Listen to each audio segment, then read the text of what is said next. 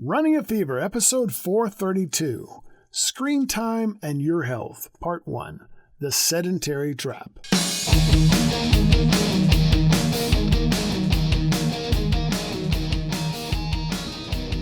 Welcome to Running a Fever, a show about fitness, diet, and medicine. I'm Michael Davis, and my goal is to live a long, healthy, happy, active life right up to the very end.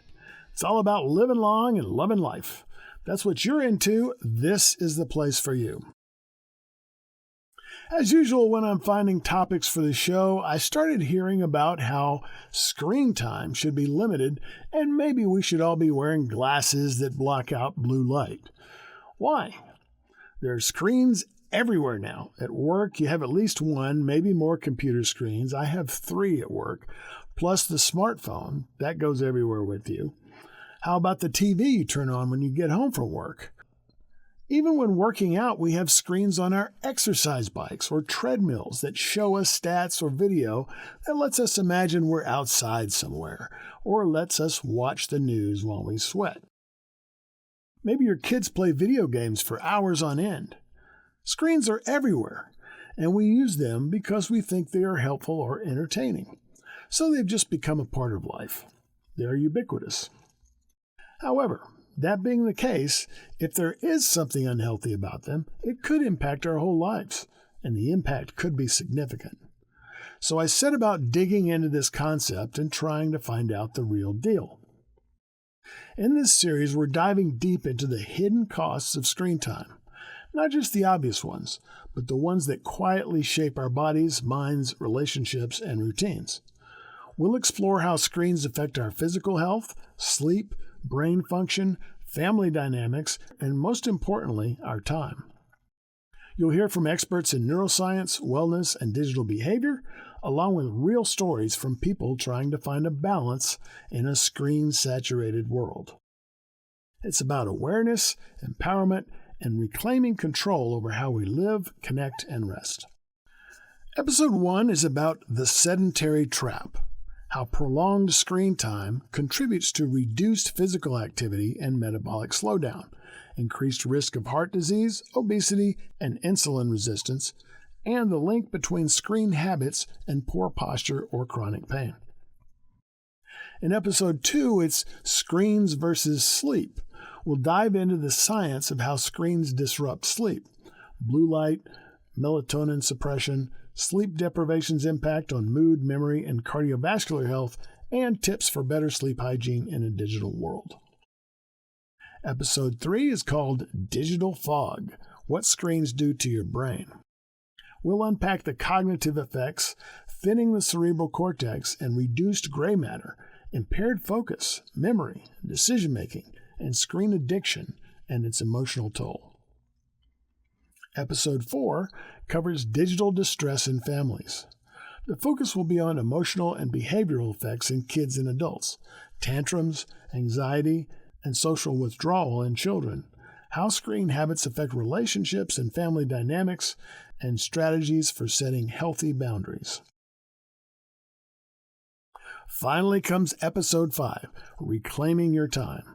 Some practical solutions such as the 20-20-20 rule for eye health, creating screen-free zones and routines, and mindful tech use and digital detox strategies.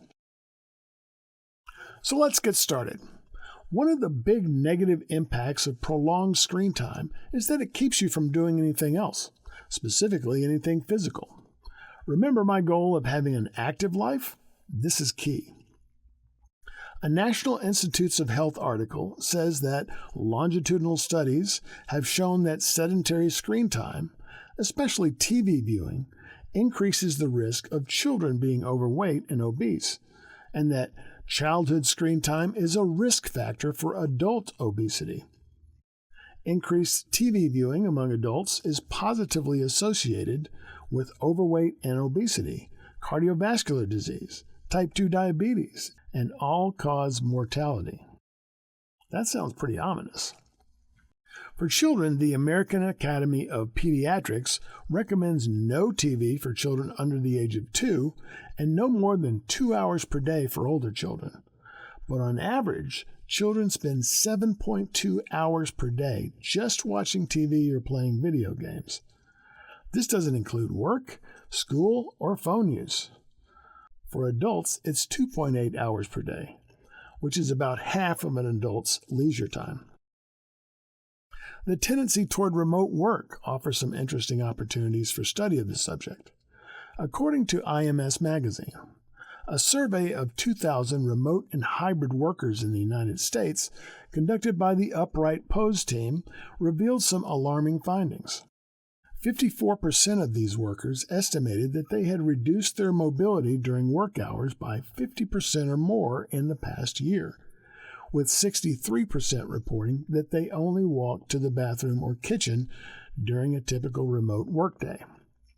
While the flexibility of working from home is convenient and life-changing for many, prolonged inactivity can be problematic if one does not make an effort to exercise. Sitting for long periods, as many remote workers do, can increase the risk of developing blood clots, which can travel through the veins, block blood flow to the heart, and potentially cause a heart attack. Fortunately, physical inactivity and sedentary behavior are modifiable risk factors, meaning that measures can be taken to reduce the chances of developing cardiovascular disease and other conditions. Taking proactive steps to ensure adequate daily physical activity can make a significant difference in your overall health and well-being. Your heart will thank you for it. An increase in screen time, or ST, is reportedly associated with the insulin resistance and obesity in children, according to the medical journal Diabetes. Insulin resistance is a complex condition in which your body doesn't respond as it should to insulin, which is essential for regulating blood sugar levels. It's also associated with obesity, cardiovascular disease, etc., which are all exacerbated by a sedentary lifestyle. If your screen time is associated with inactivity, you're missing out on all the benefits of exercise. These are not limited to decreased obesity and heart health. Exercise also reduces your risk of chronic diseases like type 2 diabetes, osteoporosis, and some types of cancer. Weight training exercise helps strengthen bones and reduce the risk of fractures. Exercise helps build and maintain muscle mass, improving overall physical function.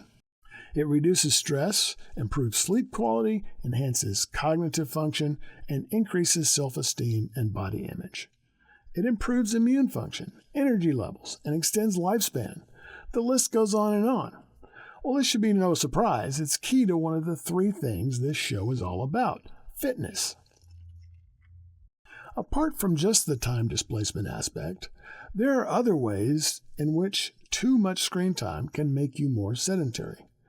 Activities like gaming or scrolling overstimulate your brain's reward pathways. This can make you less motivated to seek out activities that require more effort for a rewarding feeling, such as physical exercise.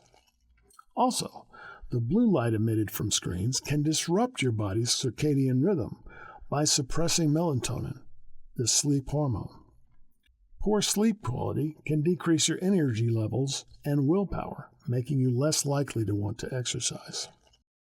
Mental fatigue is a byproduct of time using TV, computer, and smartphone devices. The constant stimulation can overload your sensory system and deplete your mental energy.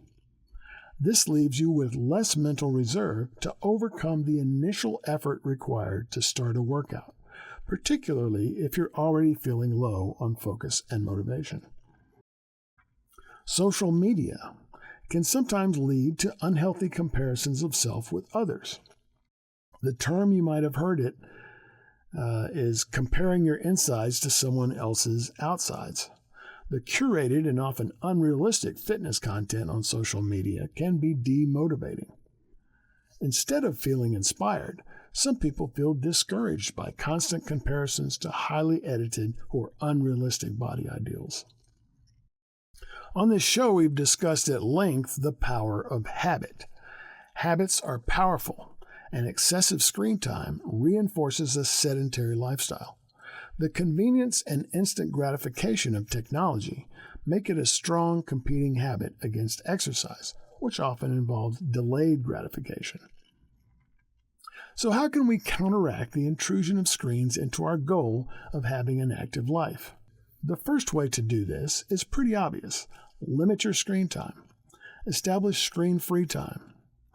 Implement rules for yourself or your family, such as designating certain times, like dinner time, or areas, like bedrooms, as screen-free. Another way is to schedule exercise first. Plan and complete your workout before you settle down for a long session of screen-based entertainment. We can also leverage technology for good. Use apps and wearables to track your progress, participate in fitness challenges, or connect with supportive communities. For instance, a 2025 study found that active video game content can help motivate adolescents to exercise. Finally, make it fun. Choose physical activities that you genuinely enjoy so that you're more intrinsically motivated to participate.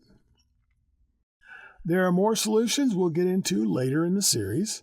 I hope this episode has made you aware of how the use of TV, phone, computers, and other devices can have a serious impact on your physical fitness and provided some ways to help you counteract this effect in your daily life. Thanks for watching or listening.